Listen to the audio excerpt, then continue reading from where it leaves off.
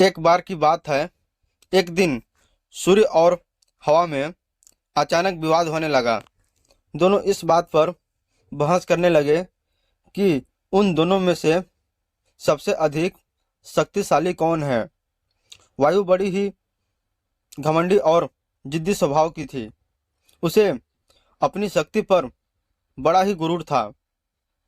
उसका मानना था कि वह अगर तेज गति से बहने लगे तो बड़े बड़े पेड़ों को उखाड़ सकती है।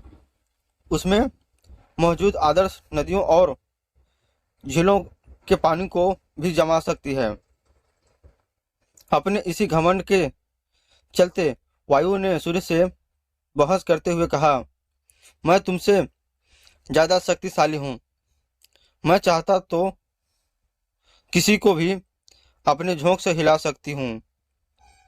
सूर्य ने हवा की बात मानने से इनकार कर दिया और कहा, बड़े ही शांत तरीके से कहा, देखो, कभी भी अपने पर घमंड नहीं करना चाहिए।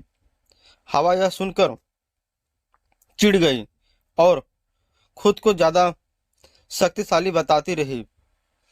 इस पर दोनों आपस में बहस कर रहे थे कि उन्हें तभी रास्ते में एक आदमी दिखाई दिया। उस आदमी ने कोट पहना हुआ था। उसे देखकर सूर्य के मन में एक योजना आई। उसने हवा से कहा, जो भी इस आदमी को उसका कोट उतारने के लिए मजबूर कर देगा, उसे ही अधिक शक्तिशाली माना जाएगा। हवा ने बात मान ली और कहा, ठीक है, सबसे पहले मैं कोशिश करूंगी। तब तक तुम बादलों में छिप जाओ। सूर्य बादलों के पीछे छिप गया। फिर हवा बहने लगी। वह धीमे धीमे बहने लगी, लेकिन उस आदमी ने अपना कोट नहीं उतारा। फिर वह तेजी से बहने लगी। हवा तेज होने की वजह से उस आदमी को ठंड लगने लगी और उसने अपने कोट से शरीर को अच्छे तरह से लपेट लिया। बहुत देर तक ठंडी और तेज हवा बहती रही, लेकिन उस आदमी ने अपना कोट नहीं उतारा। अंत में हवा थककर शांत हो गई। इसके बाद सूर्य की बारी आई। वह बादलों से बाहर निकला और हल्की धूप करके चमकने लगा।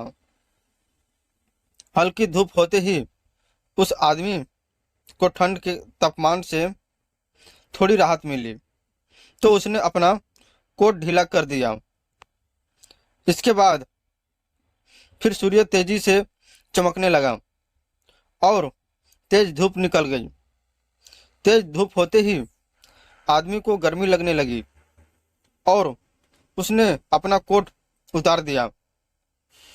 जब हवा ने यह देखा तो वह खुद पर शर्मिंदा होने लगी और सूर्य के सामने अपनी हार मान ली। इस तरह घमंडी वायु का अहंकार भी टूट गया।